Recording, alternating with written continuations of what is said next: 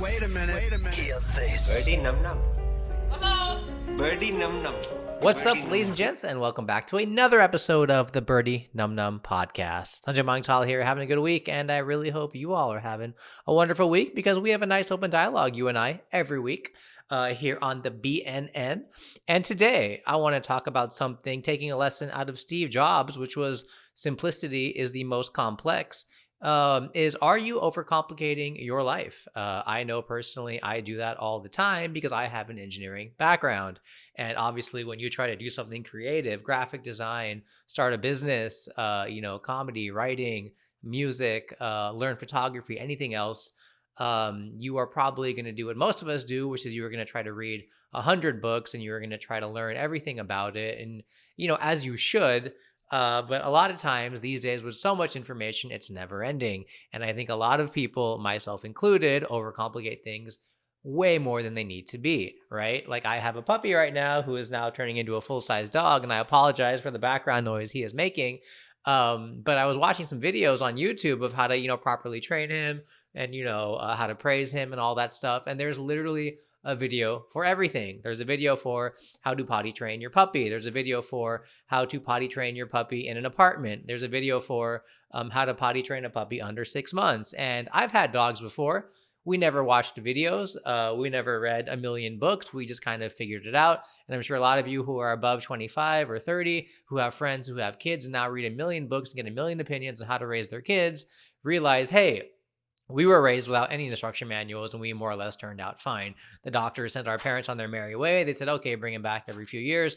And that was that. He fell on his head a little bit. Okay, the human skull or the doggy skull, is a bit resilient and whatnot. And so it's interesting, right? Because these days now, like there's so much information. And as I mentioned with the COVID and, the pandemic, I learned a lot of stuff about stock trading. And I remember specifically realizing how silly it is. Like, how can somebody like Warren Buffett, the 85-year-old or 80-plus-year-old, maybe 90, I don't know, investor who lives in Arkansas or Alabama, how can he outperform MIT stock finance people with like $800 million computers? Ultimately deciding a coin flip. The stock market is basically, is it going to go up? Is it going to go down? Should I buy? Should I sell? And you have people, imagine if like you had 18 scientists overlooking the shoulder of a guy flipping a coin, right? And people would be like, oh, half of them are saying it's going to go up. Half of them are saying it's going to be heads. Half of them are saying it's going to be tails. But ultimately, there's no real edge there, right? And so I think we do this with a lot of things. And how can somebody like Warren Buffett just be like, he can look at like three things. Okay, what's the bond market doing? What's the inflation? And okay, the stock market's going to do this, right? Because he's got all this experience. And it's the same way like an athlete or a coach can look at like an 8-year-old athlete and be like, that guy's going to be in the NBA. That guy's not going to be. And not because he's being biased or whatever, but he can see something. Hell, even if I watch like a brand new young comedian, I'm like, wow, that guy has it and this guy doesn't. And it's something very like, I'm not saying I'm like freaking Warren Buffett or some like NBA coach. I'm just saying like, you kind of pick these things up intuitively, right? And so right now, we live in a time where so many of us are doing this because we want to do the commendable thing, which is we want to do our research. We want to put in the work. But a lot of times it becomes very, very, very counterproductive, right? Like my wife, for example, she was job hunting and she was on Reddit and she was reading like 800 message boards. And ultimately I was like, dude, at the end of the day, it's going to be like a job interview, or at the end of the day, if 40,000 people do what you're trying to do every year, it's going to be fine, right? So we kind of paint these hypotheticals. We kind of take all these like what if scenarios.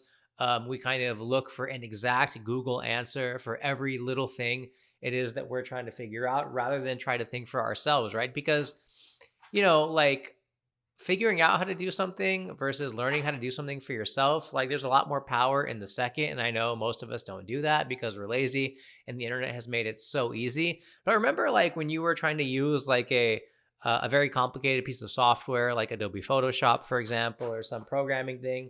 And do you remember how difficult it was, but once you finally figured it out by looking into like 800 layers of menu buttons and stuff, that was it, right? At that point on, you were like, okay, cool, I got this, I'm sorted. And so many of us don't do that now, where those things aren't sticky. And instead, we get bogged down in information and self-help books. And look, I'm all for it. Read it. I'm all for it. Do your research, but it's just like, in okay, here's something like I've started to notice, right? I've been kind of making videos online. I've taken a break the last few years, but I've been, learning film editing and storytelling and sketch writing and stand-up comedy and video production and editing and lighting and shooting and all that stuff. And, when I started to get a little bit good at this stuff, I obviously wanted to do what everybody wanted to do. It was like, I need the best camera and I need the best equipment and I need the best people. And something weird really happened. There was like this like sweet spot where if I've had videos on YouTube where I've thought about them on Friday, I've shot them on Saturday, I finished them on Sunday, they were out on Monday, and they weren't perfect. They were out of focus sometimes. They were shot on my phone half the time. And those videos did great.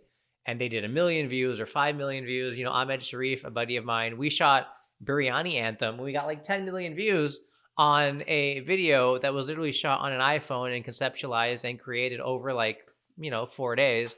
And then I also, have spent time, thousands of dollars, lakhs and lakhs of rupees, sitting in conference rooms, talking about ideas, flying to Bombay, conceptualizing things, going for casting and trying to figure out who to cast rather than just trying to ask what friends are available. And, spending months and months working on a video that then bombed and bombed hard. I ran out of the best cameras and all that stuff. And I don't look at that as like a loss. I don't look at that as, a failure. I look at that as like, wow, these are very important lessons. And not in the like, okay, great. It was just like, it made me realize that it's not about having the best equipment. It's not about having the best looking people or, the best location or scenery, or as I mentioned before, flying to Bali to write your book or whatever. It's about just getting there and doing it, right? Because when you're analyzing and you're complicating and you're thinking, you are not doing, right? And there's a very common saying that done is better than perfect. And I agree that you definitely do need to put in the time to refine things, but most people spend way too much time stuck in analysis paralysis where it's just so counterproductive, and it's even more dangerous now because, I'm trying to learn a software called Adobe Lightroom right now. I feel like I'm pretty good at learning Adobe Premiere. After Effects is like its own beast. I've taken all the courses, but I can just never get into doing it consistently because, again, I don't think for a podcast, I need flashy graphics and I need crazy typography. It'd be cool to have, but it's just not my priority right now. But Lightroom is something because I bought a new camera where I thought, okay, this is cool. I want to play around with this, right? And like there was like 1 million, features and lessons and tutorials and stuff. And I was like, I need to take it back to basics because I do not need to get bogged down in like all the little things I want to start creating and I want to start doing. And sure, eventually, these things will come together in their own way that they do for me, right? So, I don't know, man. I'd love to hear like what you guys think. Like, is that something that kind of resonates with you? Like, there was a story I remember hearing on some podcast or something. Dave Chappelle, the famous comedian, right? He had a movie here in America called Half Baked, which was a stoner kind of buddy film. And I thought it was hilarious. I was a kid, obviously, but I still think it kind of holds up a little bit today. And I was hearing Chappelle talk about it, and dude, he had to have the script due on Monday, so him and his friends just started writing it on like Friday. And him and his buddies, they had no formal screenwriting, maybe Baltimore Art School, I don't know, but they had no like crazy, script writing contest experience or whatever. They just started doing, and they put something together, and sure enough, it got commissioned. And obviously, helping, having the right people helps and whatnot. But even academia, right? Academia. Am I like saying it with like Indian English? Academia. Yeah, I feel like it's academia is like the normal way or it's like the universal way to say it. But like even them, everyone gets caught up in like, dude, like I once got called for a commercial, and they were trying to like, they needed my help like preparing a script, and it was literally a very simple commercial, and they needed some Indian context, so they hired me as a writer. And I was like, why do you have 14 people working on the pitch for this commercial? Like, it's so simple. You're selling paint, and okay, the guy is doing at the car dealership and he's showing like the variety of paint on the different cars. Why are we having like 17 kind of theory artists, and why is this thing so fat and bloated rather than two people heads down, try to work on the best thing they can, and then present it to the client, right? I don't feel like oftentimes more labor or more, people is always better, right? So, like I know Disney movies, they have a crazy process. Pixar, for example, where they have writers and writers and writers and meetings and meetings and meetings. And so I get it. There is a framework for some people, but for most of us who are trying to run and gun, most of us who are trying to kind of make our mark, with the internet and try to do things at least on a small scale first. Don't get bogged down in all the little bells and whistles. Don't get bogged down in all the things that you think you need. Because there's a common saying, right? Like, keep it moving, right? A lot. I don't know if it was like Jada Pinkett or somebody. Maybe Jada's not a good example, but there was somebody who's like, you got to keep it moving, got to keep it moving.